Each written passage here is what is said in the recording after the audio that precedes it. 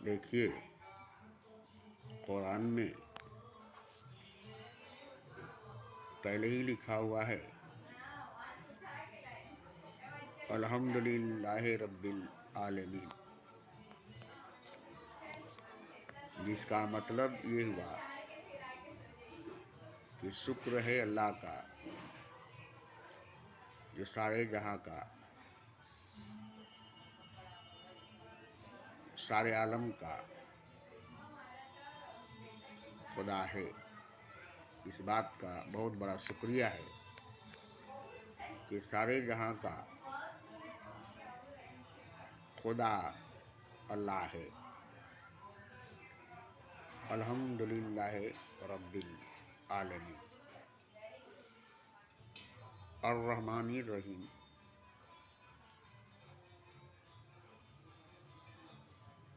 मालिक यौमिद्दीन।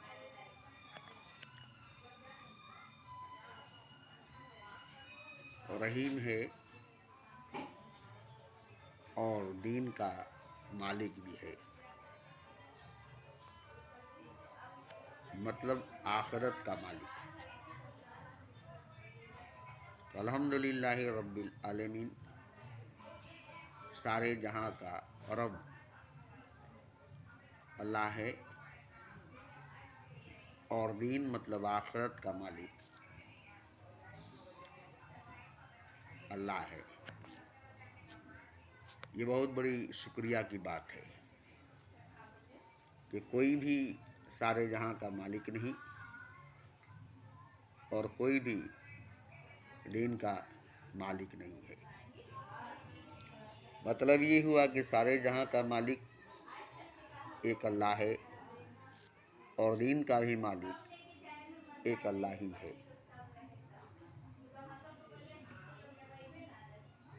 इस बात की बहुत बड़ी शुक्रिया है कि कोई दूसरा अलग अलग जहां का मालिक नहीं है, कोई दूसरा दीन का भी मालिक नहीं है। एक ही अल्लाह, एक ही खुदा सारे जहां का मालिक है। एक ही अल्लाह, एक ही खुदा दीन का भी मालिक है। और ये बहुत बड़ी शुक्रिया की बात है, क्योंकि अगर कोई दूसरा भी मालिक होता, कोई और भी मालिक होता किसी एक भी जहान की, किसी एक भी दुनिया की, तो उस दुनिया का वो मालिक होता और उस दुनिया में रहने वाला का वो मालिक हो गया। और दीन का भी कोई दूसरा मालिक होता तो दीन में रहने वाले का मालिक कोई दूसरा होता है। ये बहुत बड़ी शुक्रिया की बात है। इसलिए कुरान में शुरू में, स्टार्टिंग में अलिफ लाम मीम जालिकल किताब के बाद अल्हम्दुलिल्लाहि रब्बिल आलमीन पहले ही ऐलान करता है कुरान में। अल्हम्दुलिल्लाह, शुक्रिया है अल्लाह का, रब्बुल आलमीन, सारे जहां का रब अल्लाह है। इस बात का बहुत बड़ा शुक्रिया है। मालिक यौमिद्दीन, दीन का भी मालिक है। इस बात का शुक्रिया है। क्योंकि देखिए, मैं बार बार क्यों कह रहा हूँ, आप कहेंगे कि एक ही बात को बार बार फेंट रहा है, रिपीट कर रहा है। नहीं, बात को समझना पड़ेगा, जज्बात को, भाव को, बोलने का मतलब को समझना पड़ेगा। मुझे जो समझ में आ रही है वो मैं बोल रहा हूँ, आपको भी वैसा समझ में आ जाए तो बात बन जाएगी। मैं यूं ही नहीं बोल रहा हूँ। अल्हम्दुलिल्लाह रब्बिल आलमीन, शुक्रिया है अल्लाह का कि सारे जहां का मालिक है। मालिक यौमिद्दीन, दीन का भी मालिक है। कोई दूसरा मालिक नहीं है किसी जहां का या दीन का। और ये बहुत बड़ी शुक्रिया की बात है, ये बहुत बड़ी शुक्रिया की बात है। मामूली नहीं, जितना भी शुक्रिया अदा करेंगे खुदा का, ना के बराबर नहीं के बराबर होगा। क्योंकि किसी और को भी खुदा होना पड़ता है, कोई और भी मालिक हो जाता है, कोई और भी दुनिया बना लिया होता है। मगर जितने जहान बने हैं सारे जहान की मालिक रब्बिल आलमीन, सारे जहां का रब, सारे आलम का रब अल्लाह है। और मालिक यौमिद्दीन, दीन का भी मालिक अल्लाह ही है। अब मेरा कहने का जो मकसद है वो अभी मैं पेश नहीं कर रहा हूँ। क्यों मैं बोल रहा हूँ बार बार? क्योंकि देखिए,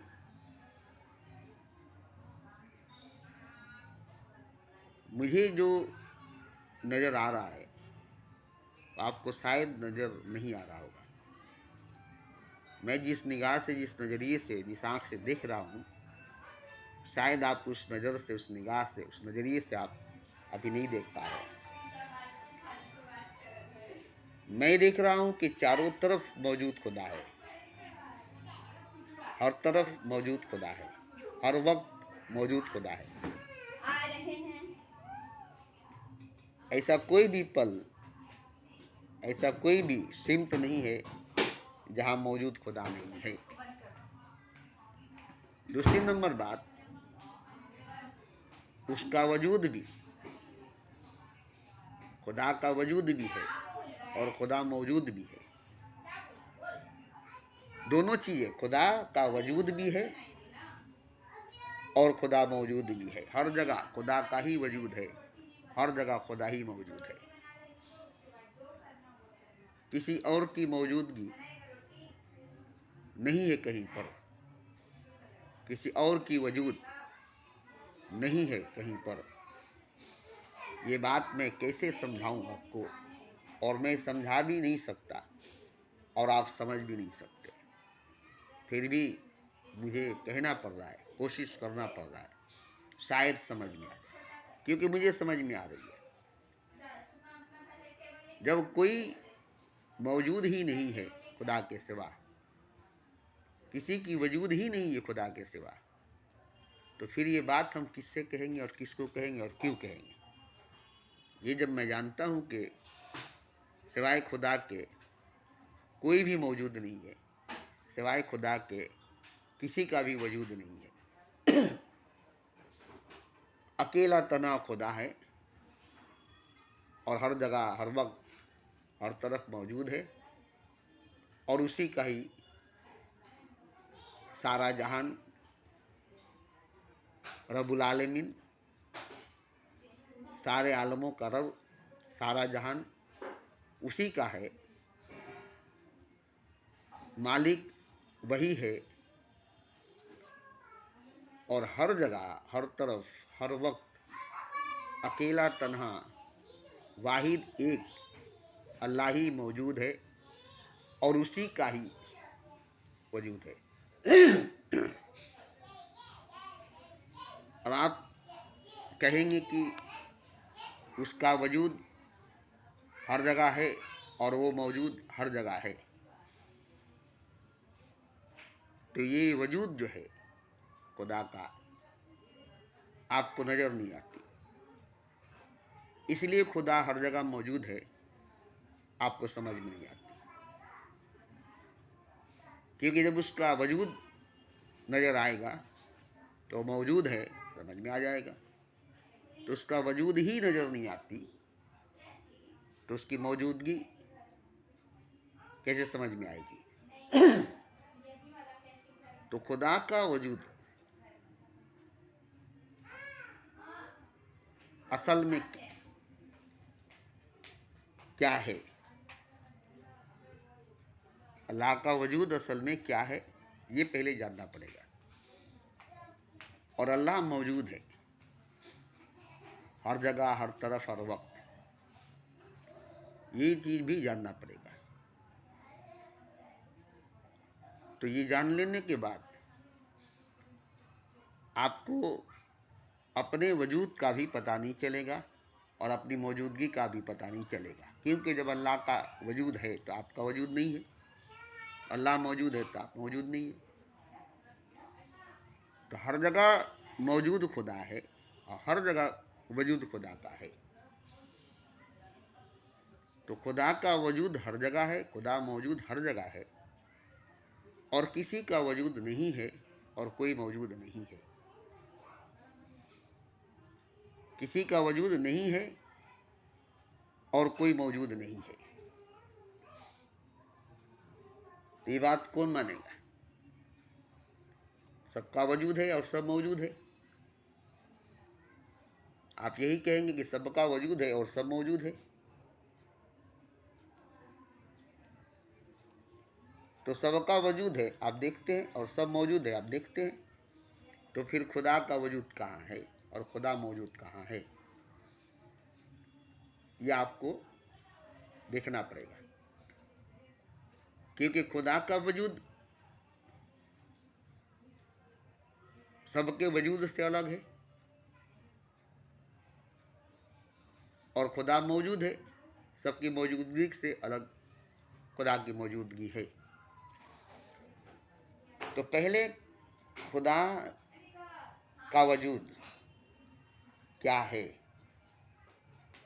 और खुदा मौजूद कैसे है, तो ये अगर मैं बोलूँगा और आप सुनेंगे और आपको समझ में आ जाएगा, इतना आसान नहीं है। इस बात को समझना, जिस बात को मैं बोल रहा हूँ समझ करके, जान करके, उस बात को सुन करके समझना नामुमकिन है। आसान का दो बातें छोड़ दीजिए, क्योंकि इसी दो बात को समझने के लिए मैंने पूरी ज़िंदगी दांव पर लगाई है, पूरा जीवन, पूरी लाइफ गंवाई है, इसी को समझने के लिए कि खुदा का वजूद क्या है और खुदा मौजूद कैसे है। तो जब खुदा का वजूद मालूम हो गई तो खुदा मौजूद है ये साफ मालूम हो गया। तो खुदा का असल वजूद जो है वो है खला, खाली, खाली और खला, यही खुदा का वजूद है। और हर जगह खाली और खला मौजूद है, मतलब हर जगह खुदा मौजूद है और एकदम क्लियर दिखाई देती है, क्लियर नजर आता है, साफ दिखाई देती है, साफ नजर आता है। और इसी खाली में पूरी बरमान, पूरी कायनात और सारा मखलूकात है। वजूद भी उसका है जो खाली है, खला है और हर जगह मौजूद है, हर जगह खाली, हर जगह खला है। और यही उसका असली वजूद है, खाली और खला। और उसी में सब का वजूद है और सब मौजूद है।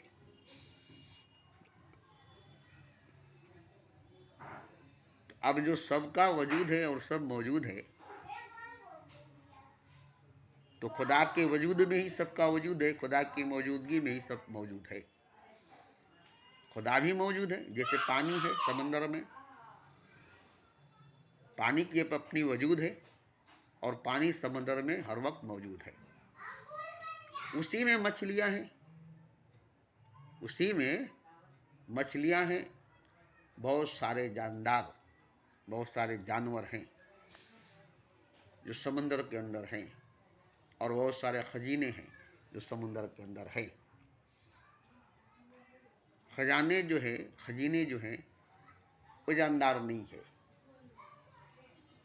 मगर मछली, घड़ियाल, ऑक्टोपसी, चिंगड़ी, केकड़ा वगैरह वगैरह जो है, बरावील मछली, ये जानदार है जो समुंदर के आगोश में है,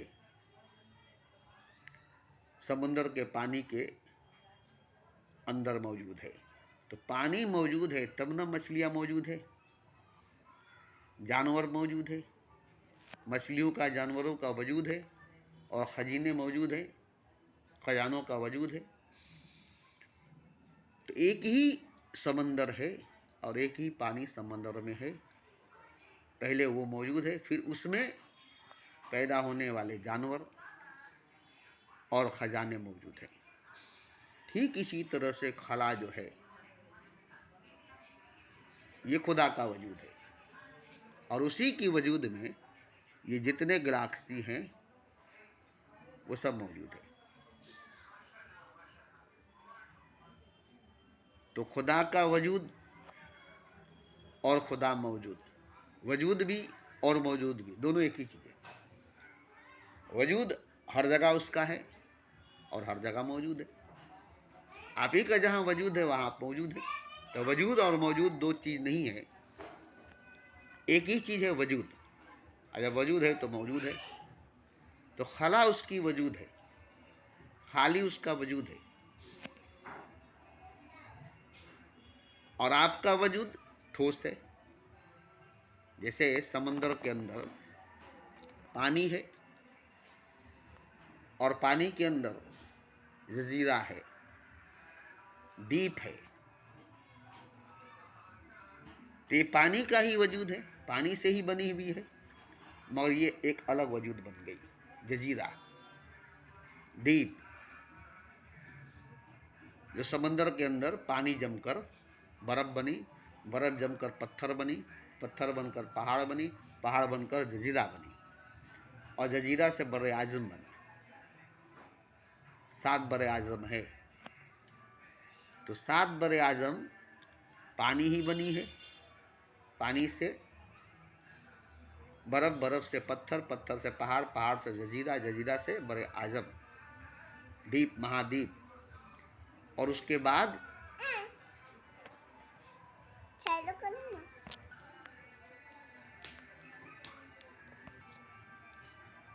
तो 7 बड़े आजम पर जो जानदार, गैर जानदार, पेड़ पौधे, कीड़े मकोड़े, और जो शहर बसी, गांव बसा, दुनिया बसी, जिसमें जानदार और गैर जानदार भी है। जैसे गैर जानदार घर है, झोपड़ी है, बिल्डिंग, कार, हवाई जहाज, फर्नीचर, टेबल, कुर्सी, रास्ते, ब्रिज, ये सब गैर जानदार हैं, बेजान चीज़ें हैं। इलेक्ट्रिसिटी, इलेक्ट्रिक पोल, ये सब गैर जानदार है, बेजान है। और जानदार में पेड़ पौधे, झरने, पहाड़, अबसार, नदी, दरिया, समंदर और घास वगैरह, उसके बाद कीड़े मकोड़े, जानवर, उसके बाद आते हैं इंसान, मनुष्य, ये जानदार हैं। तो खुदा की मौजूदगी हर जगह है, खुदा मौजूद हर जगह है, और खुदा का वजूद हर जगह है। अब उसी में सब की मौजूदगी है, और उसी में सब मौजूद है, उसी में सब का वजूद है, उसी में सब की वजूद है।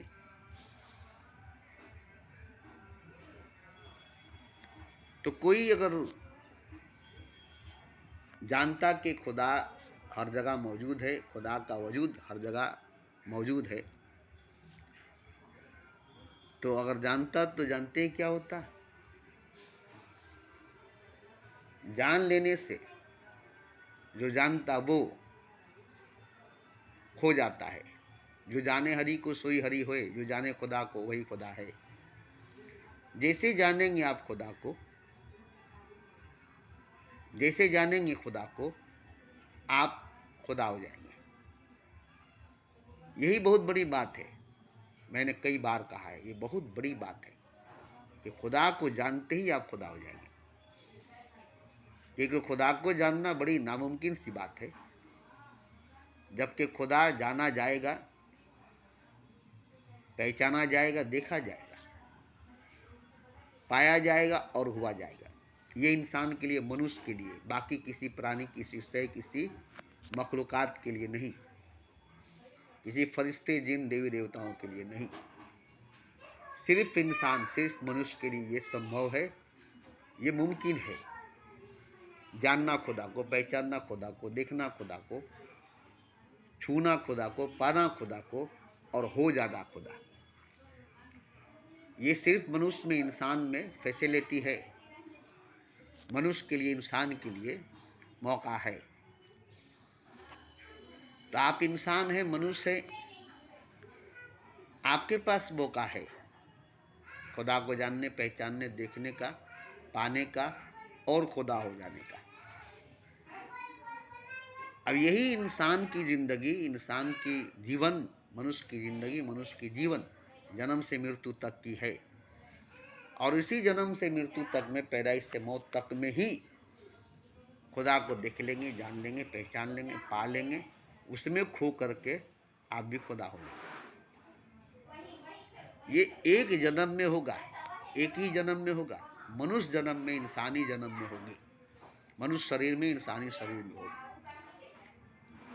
और इससे बड़े बड़े वजूद हैं, हाथी, घोड़े, घड़ियाल और जिराफ, गॉडजिला वगैरह जितनी हैं, पहाड़, सूरज, गैलेक्सी, ये सब का वजूद है। ये सब मखलूक़ात है जो बहुत बड़े बड़े हैं, सूरज और सूरज से बड़े बड़े जहान। मगर कोई भी खुदा को देख नहीं सकता, जान नहीं सकता, पहचान नहीं सकता, पा नहीं सकता, छू नहीं सकता, उसमें खो नहीं सकता, डूब नहीं सकता और खुदा हो नहीं सकता।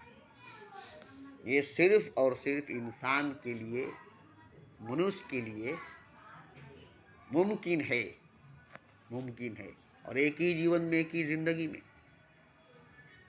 ये नहीं कि दूसरी जीवन, दूसरी जिंदगी में, नहीं नहीं, सवाल ही नहीं पैदा होता है। इस जीवन में, इस जिंदगी में नहीं हुआ तो किसी जीवन, किसी जिंदगी में होने का सवाल ही नहीं पैदा होता, क्योंकि ये जीवन मामूली नहीं है, ये जिंदगी मामूली नहीं है, इसलिए इसमें संभव है, इसमें मुमकिन है। ऐसे तो जिंदगी बहुतों की है, जीवन तो बहुतों की है, बॉडी, जिस्म, शरीर, आकार सभी की है, जो इंसान से, मनुष्य से बड़े भी है, ताकतवर, पावरफुल भी है। मगर उनके अंदर ये फैसिलिटी, ये सहूलत, ये संभावनाएं नहीं है। इसलिए वो जान भी नहीं सकते, पहचान भी नहीं सकते, देख भी नहीं सकते, पा भी नहीं सकते और उसमें खो भी नहीं सकते, उसमें डूब भी नहीं सकते और हो भी नहीं सकते। सिर्फ इंसान है, मनुष्य है, इसलिए राम भी हो गए भगवान, कृष्ण भी हो गए भगवान, बुद्ध भी हो गए भगवान, नानक, मोहम्मद, कबीर, महावीर, ये सब मनुष्य थे, माँ के गर्भ से पैदा हुए थे, बच्चे थे, बचपन में खेले कूदे थे, साधारण जिंदगी, साधारण जीवन जिए थे। मगर ये भगवान बन गए, इंसान से, मनुष्य से खुदा बन गए। दूसरी जीवन नहीं, दूसरी जिंदगी नहीं, एक ही जीवन, एक ही जिंदगी, एक ही शरीर, एक ही जिस्म, एक ही बॉडी में। और ये करके दिखा गए कि तुम भी हो सकते हो, आज भी हो सकता है इब्राहिम जैसा ईमान पैदा, कि आग भी कर सकती है अंदाजे गुलसिता पैदा। तो यहाँ इंसान क्या बनना चाहता है, क्या पाना चाहता है, क्या देखना चाहता है, क्या जानना चाहता है, क्या पहचानना चाहता है, देख रहे हैं। ये जीवन, ये जिंदगी, इंसान किसको पाने में, किसी को देखने में, किसको जानने में, किसको पहचानने में, कहाँ जाने में लगा रहा है। आप देख रहे हैं, आप देख रहे हैं। मगर हासिल कुछ नहीं होगा, हासिल कुछ भी नहीं होगा। सिकंदर को कुछ हासिल नहीं हुआ, सद्दात को कुछ हासिल नहीं हुआ, फिरौन को कुछ हासिल नहीं हुआ, रावण को कुछ हासिल नहीं हुआ, खाली हाथ मरा। और आज उसकी जमीन में कहीं नामो निशान नहीं है, बस इतिहास में, किस्से कहानियों में उसके नाम है बस।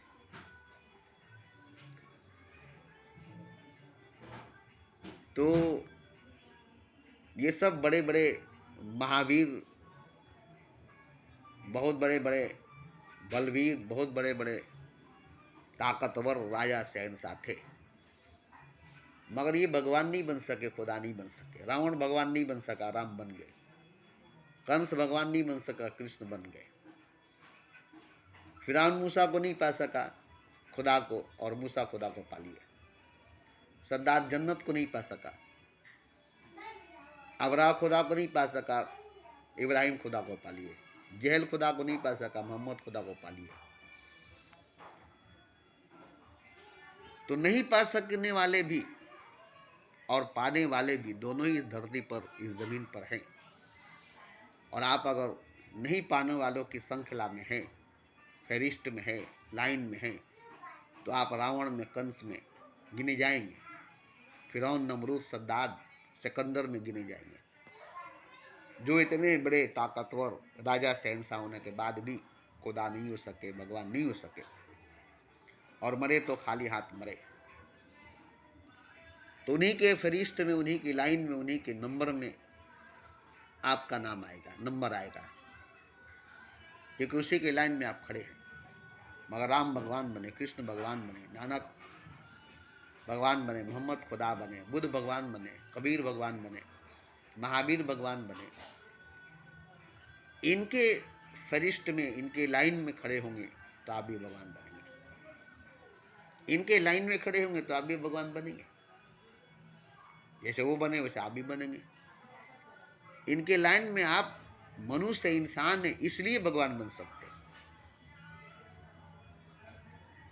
आप मनुष्य, इंसान है, इसलिए आप भगवान बन सकते हैं, खुदा बन सकते हैं, इनके लाइन में खड़े होकर, इनके फरिश्त में शामिल होकर, इनके गिनती में आकर।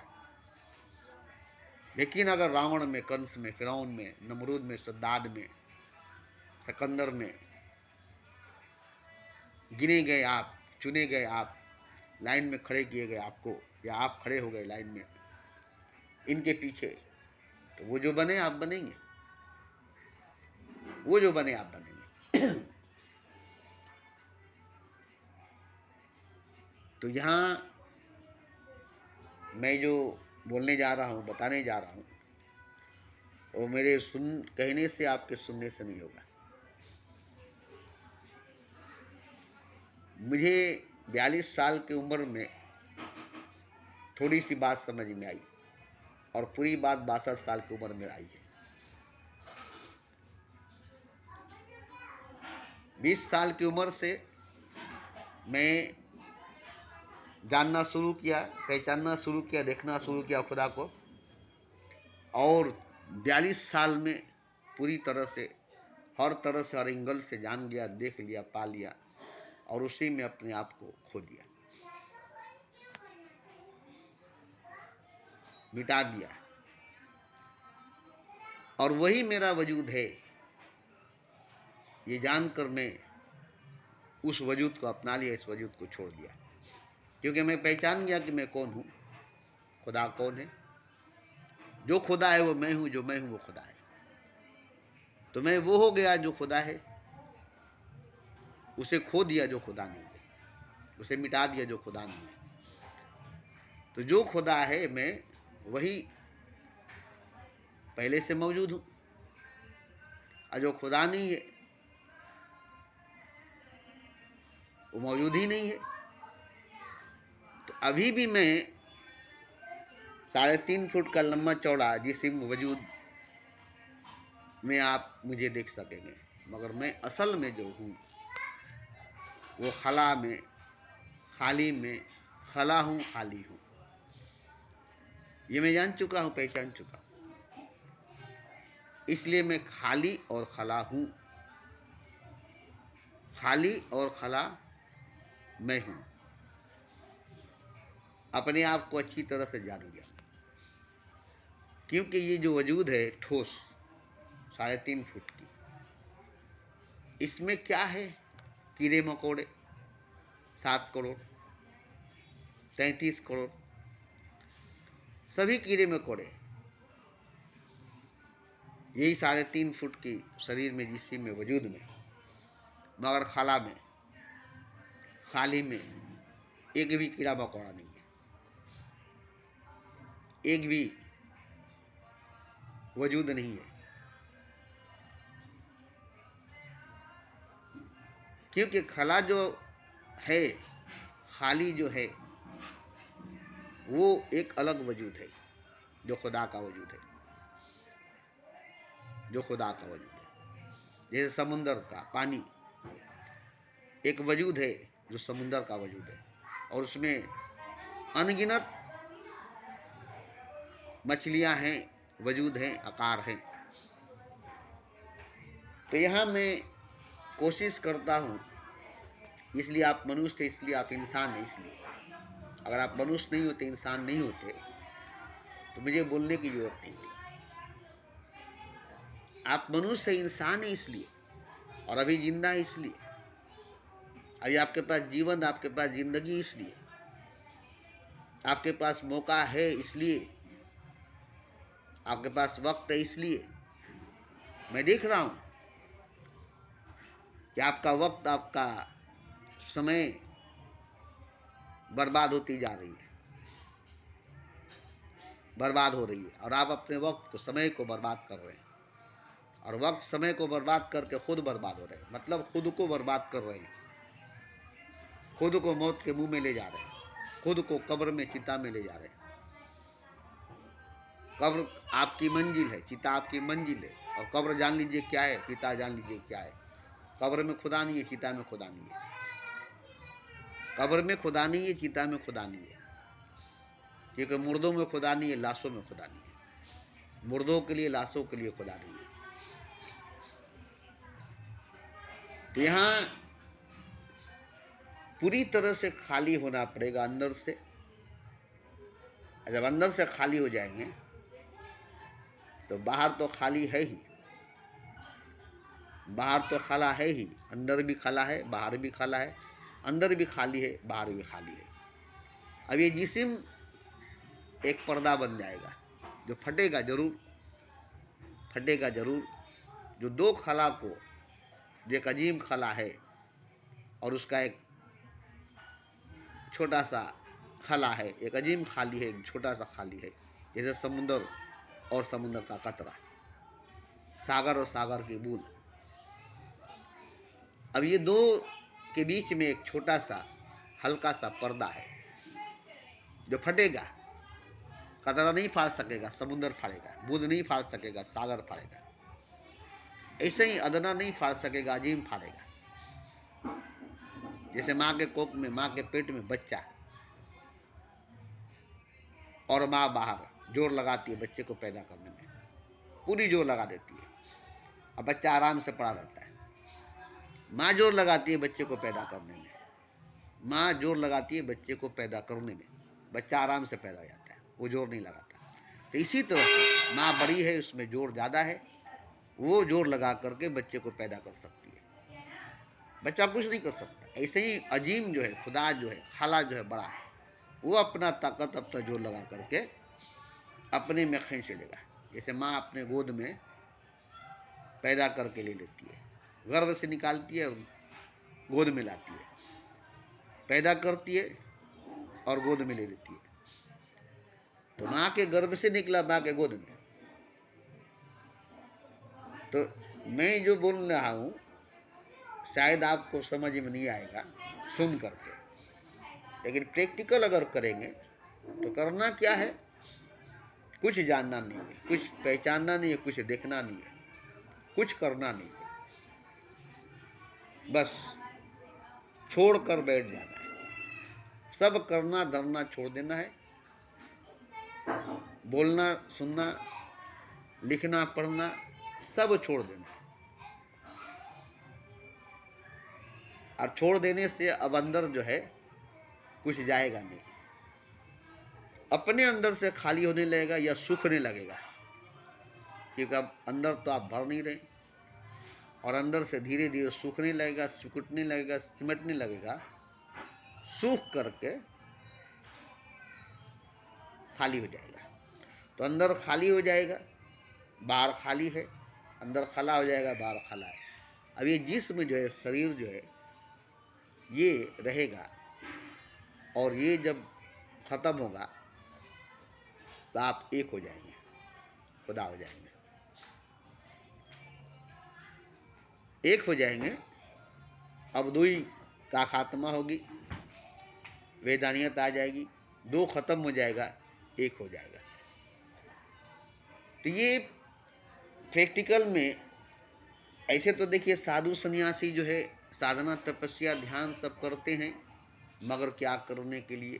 पाने के लिए, खुदा को, शक्ति को, इसीलिए वो सब करते हैं, वरना करने की जरूरत नहीं थी। कल ही एक साधु बोल रहे थे कि कुछ करने की जरूरत नहीं है, कोई साधना तपस्या ध्यान पूजा पाठ नहीं, बस तुम साधारण जिंदगी सच्चाई से ईमानदारी से जियो,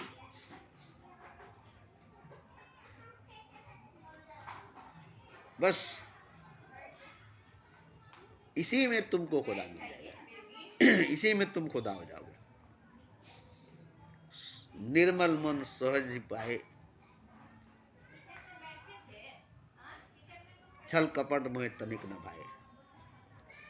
निर्मल मन मोहे सहज ही पाए, छल कपट मोहे तनिक न भाए। हृदय ऐसा कीजिए जैसे गंगा नीर, हरि आप ही पीछे पड़े कहत कबीर कबीर कबीर। कोई साधना तपस्या की बात नहीं है। सहज ही मिले अविनाशी, न चाहिए कोई दिया न चाहिए कोई बाती, कोई दिया बाती, कोई पूजा पाठ, कोई सजदा नमाज खुदा को पाने के लिए। क्योंकि देखिए आपकी पूजा पाठ इतना तो नहीं हो सकता जिससे खुदा मिल जाएगा, आपका सजदा नमाज इतना तो नहीं हो सकता जिससे खुदा मिल जाएगा। कितना सजदा पूजा करेंगे, कितना पाठ करेंगे, कितना तिलावत करेंगे, कितना रोजा रखेंगे, कितना व्रत रखेंगे एक जीवन में, एक जिंदगी में, और आपको खुदा मिल जाएगा? नहीं, सवाल ही नहीं पैदा होता। सहज ही मिले अविनाशी, न चाहिए कोई दिया न चाहिए कोई बाती। तो ये बात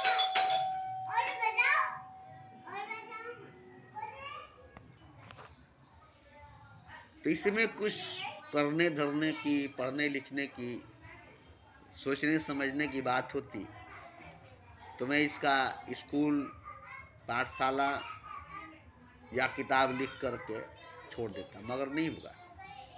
और ये जो मैं बोलता हूँ इसको आप सुनकर आपको थोड़ा सा शौक पैदा होगा, थोड़ा सा, हल्का सा एक झलक आपको मिलेगा, एक इशारा, एक संकेत, एक सिग्नल आपको मिलेगा। और उसी सिग्नल, उसी संकेत, उसी इशारे को अगर पकड़ लेंगे तो बहुत बड़ा सहारा बन जाएगा। डूबने वाले के लिए तिनके का सहारा काफ़ी है। रास्ता अंधकार में, अंधेरे में है और बिजली चमक रही है, उसी में थोड़ी सी रास्ता मिल गई और आप आगे चल गए। कोई रोशनी, कोई मिसाल, कोई चिराग नहीं है, बस बिजली चमक रही है, उसी में थोड़ी दूर रास्ता नजर आ रही है और आप चले जा रहे हैं।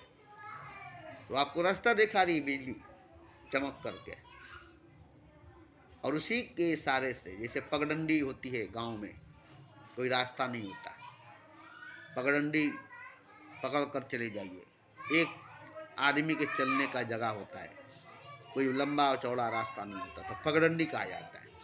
तो उसी तरह से पगडंडी एक आदमी के लिए रास्ता नहीं हो सकता। इसलिए आप सोचेंगे कि कोई रास्ता हो, तो रास्ता नहीं हो सकता है, और खुदा के पास जाने का कोई रास्ता हो ही नहीं सकता है। आप अगर तैयार हो जाएंगे तो खुदा खुद आपके पास आ जाएगा। हृदय ऐसा कीजिए जैसे गंगा नीर, हरि आप ही पीछे पड़े कहत कबीर कबीर कबीर। निर्मल मन में सहजी पाए, छल कपट में तनिक न भाए। सहज ही मिले अविनाशी, न चाहिए कोई लिया न चाहिए कोई बाती। तो ये एक हालत, ये एक अवस्था होती है। इस हालत, इस अवस्था में आदमी जब पहुंच जाता है तब वो खुदा हो जाता है। खुदा को कोई पाता नहीं है, खुद खुदा हो जाता है। कतरा समुद्र को नहीं पाता है, वहां तक पहुंचते पहुंचते कतरा ही समुद्र हो जाता है। बुद्ध सागर को नहीं पाता, वहां तक पहुंचते पहुंचते बुद्ध खुद सागर हो जाता है। किसी नाली में गया, किसी नाली से नाले में गया, नाले से नदी में गया, नदी से दरिया में गया और समुद्र में चला गया। वही एक बूंद, वही एक कतरा। नाली में गया, नाली से नाला में गया, नाला से नदी में गया, नदी से दरिया में गया, दरिया से समुद्र में गया, और वहाँ जा कर के समंदर हो गया। जैसे एक बीज जंगल हो गया, एक जर्रा कायनात हो गया, ऐसे ही एक बंदा खुद आ गया। अब इसको माने या ना माने इससे कोई मतलब नहीं है, मेरा काम था बोलना, मैंने बोल दिया, बात ख़त्म।